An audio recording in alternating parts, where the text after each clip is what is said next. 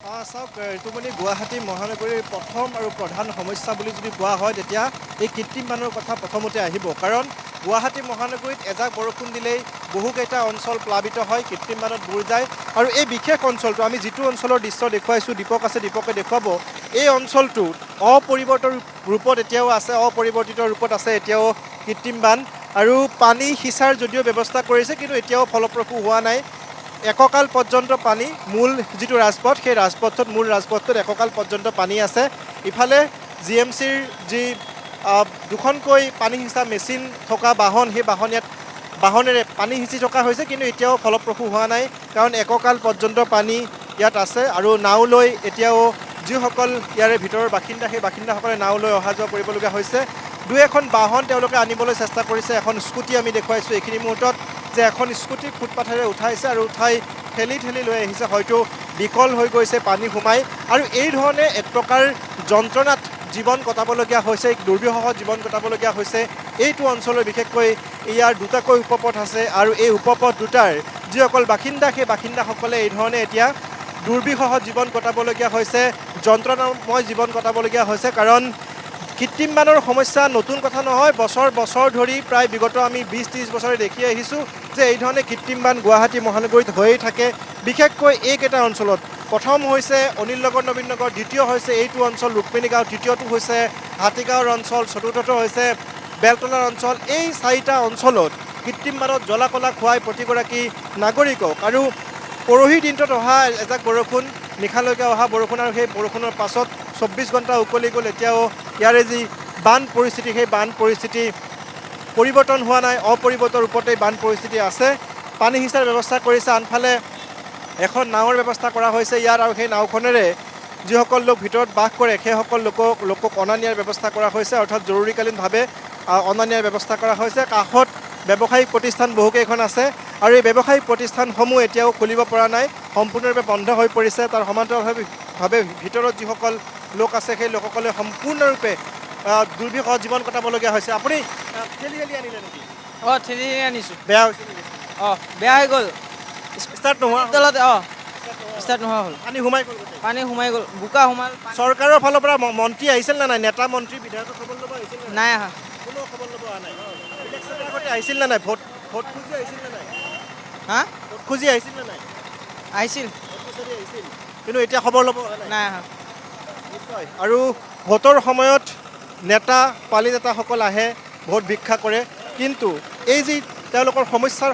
সময় এই সমস্যাৰ সময়ত কিন্তু কোনো লোকে নাহে এয়াই হৈছে উদাহৰণ চৰকাৰী ফালৰ পৰা বিভিন্ন ঢাক ঢোল বজোৱা হয় উন্নয়নৰ ঢাক ঢোল বজোৱা হয় কিন্তু প্ৰকৃত ছবিখন আচলতে এই ধৰণে এজাক বৰষুণ দিলেই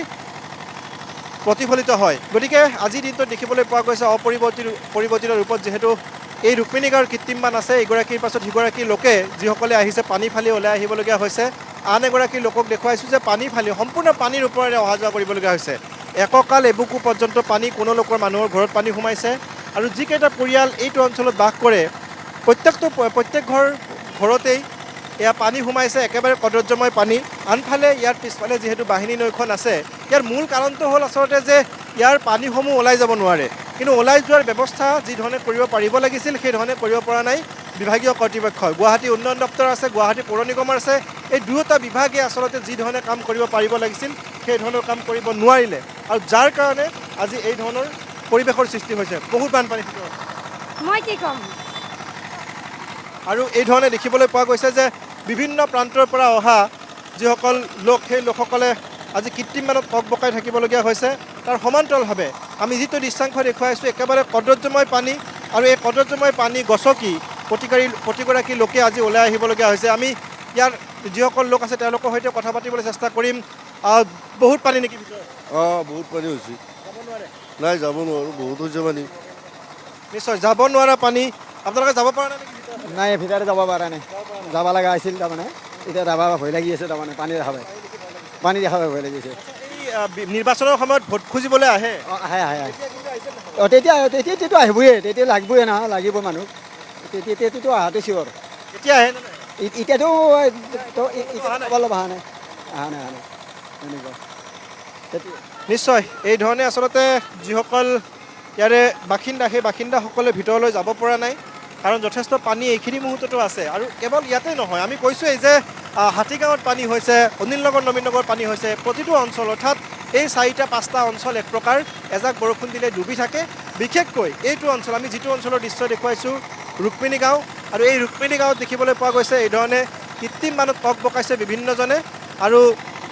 এক প্ৰকাৰ দুৰ্বিষহ জীৱন কটাইছে কিন্তু চৰকাৰীভাৱে যিখিনি খবৰ ল'ব লাগিছিলে সেইখিনি খবৰ কিন্তু তেওঁলোকে লোৱা নাই যিখিনি ৰিলিফৰ ব্যৱস্থা কৰিব লাগিছিলে সেই ৰিলিফৰ ব্যৱস্থাও এতিয়ালৈকে কৰা হোৱা নাই বুলি তেওঁলোকৰ ইয়াৰ স্থানীয় যিসকল বাসিন্দা আছে এই বাসিন্দাসকলে জানিব দিছে গতিকে আজি এই ধৰণে দেখিবলৈ পোৱা গৈছে বিভিন্নজন যদিও আহিছে সকলোৱে পানী ফালি ওলাই আহিছে আন এগৰাকী লোক আহিছে তাতে সম্পূৰ্ণ পানী সোমাইছে নেকি পুৰা পানী ঘৰৰ ভিতৰতে পানী সোমাইছে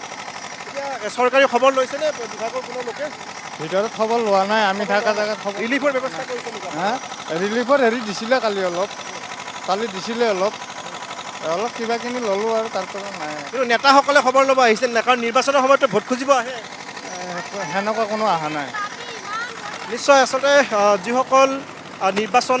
কিছুদিন পূৰ্বে গ'ল আগন্তুক 4 মে'ত